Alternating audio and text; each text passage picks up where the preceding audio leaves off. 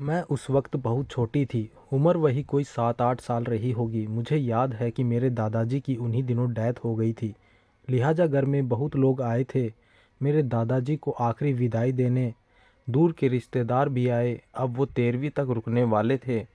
उन रिश्तेदारों में कई जाने पहचाने तो कई अजनबी भी थे।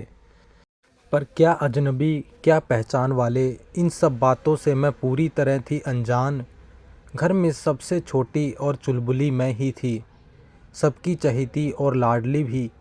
मेरे घर में क्या हो रहा है ये समझने के लिए मेरी उम्र बहुत कच्ची थी।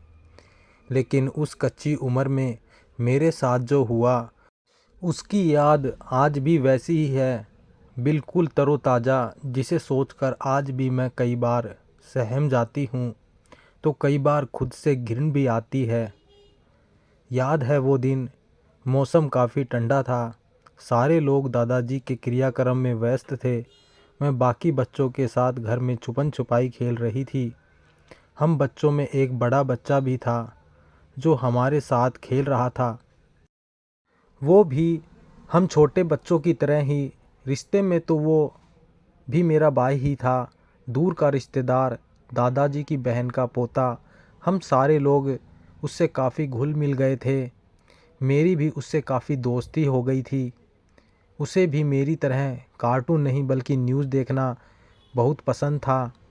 वो मुझे सबके सामने प्यार करता, छोटी हूँ कहकर पुचकारता भी, मेरी होनहारी की तारीफ़ करता। कभी गोद में खिलाना तो कभी गोद में उठाकर बाहर भी ले जाता, कभी चॉकलेट खिलाने तो कभी यूं ही घुमाने। पर उस दिन बहुत कुछ अजीब सा हुआ, इतना अजीब कि मैं आज भी उस घटना को याद करूं, उसे महसूस कर सकती हूं और फिर सारी तस्वीरें मेरी आंखों के सामने ऐसे आ जाती हैं जैसे कोई डरावनी फिल्म। एक दिन अचानक कमरे में मैं उसके बगल में छुप गई। मैंने उनसे कहा भी, भैया किसी को बताना मत, मैं आपके पास छुपी हूँ।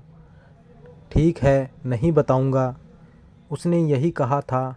खेल का बहाना देकर उसने मुझसे कहा, मेरे पास आ जाओ, मेरे इस कंबल में जहाँ मैं तुम्हें छुपा लेता हूँ और कोई भी तुम्हें नहीं ढूंढ पाएगा। फिर ठंड भी थी और मैं छुप गई क्योंकि वो खेल मुझे जीतना था और मैंने उसकी बात मान ली। उसने मुझे प्यार से पुचकारना शुरू किया। मुझे अच्छा लग रहा था, पर धीरे धीरे मुझे अजीब सा लगने लगा। वो प्यार से पुचकारना अब अच्छा नहीं लग रहा था। वो मेरे सीने को छू रहा था। उस वक्त तो मेरा सीने पर कुछ था भी नहीं, बिल्कुल मैं आम बच्चों की तरह थी। उसने मेरे निप्पल पर ज़ोर से चूटी काटी। मैं चीख उठी, चिल्लाई, पर शोर ज़्यादा दूर नहीं जा सकी क्योंकि उससे पहले ही उसने मेरा मुंह बंद कर दिया। जब उसे मेरे सीने पर कुछ नहीं मिला तो उसने कुछ और तलाशना शुरू किया।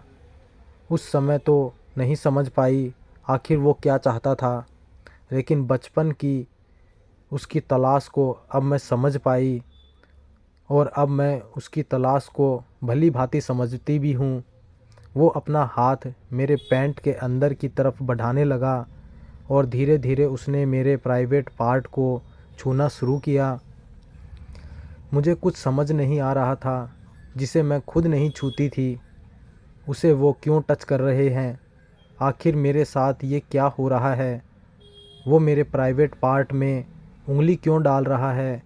मैंने अपना पूरा जोर लगाया, सारी ताकत झोंक दी खुद को छुड़ाने की, लेकिन नहीं छूट पाई। मैं नहीं बच पाई। मैंने ज़ोर की आवाज़ लगाई और फिर उसने मुझे छोड़ दिया। उसने मुझे छोड़ तो दिया पर मेरी आवाज़ को हमेशा के लिए खामोश कर दिया। 13 दिनों तक वो मुझे किसी न किसी बहाने से ऐसे ही छूता और मैं कुछ नहीं कर पाती। मैं अपनी माँ को सब बता देना चाहती थी पर नहीं बता पाई। वो मुझे कहती सारे बच्चे भैया के साथ सोएंगे। मुझे तो उसका नाम भी नहीं पता था। मुझे अपनी माँ से नफ़रत हो गई। वो क्यों नहीं मुझे सुन रही थी। आखिर मेरे अपनों ने ही मेरे बदलते व्यवहार को क्यों नहीं देखा, और अगर देखा भी तो नज़रअंदाज क्यों किया। माँ ने मुझे बाकी मम्मियों की तरह गंदे तरीके से छूने के बारे में क्यों नहीं बताया था, जिसे आजकल गुड टच और बैड टच कहते हैं।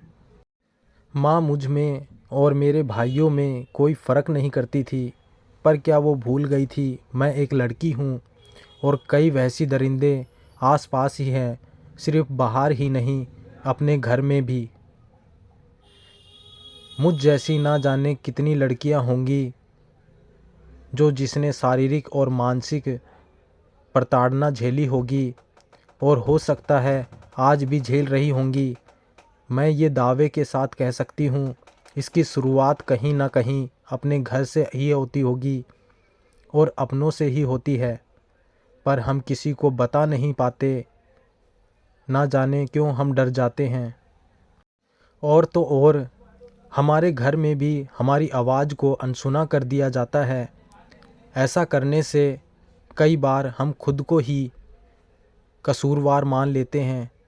लेकिन ऐसा कब तक चलेगा, और हमें अपनों के खिलाफ आवाज़ उठाने में हमारे अपने ही क्यों रोक लेते हैं, जिसकी वजह से उस गम को हम सारी उम्र साथ लेकर चलने को मजबूर हो जाते हैं। आखिर कब तक। तो दोस्तों, ये थी हमारी आज की कहानी। आपको कैसी लगी कमेंट करके ज़रूर बताएं। अगर चैनल पर नए हैं तो प्लीज़ चैनल को सब्सक्राइब ज़रूर करें और आगे ज़रूर शेयर करें। धन्यवाद दोस्तों।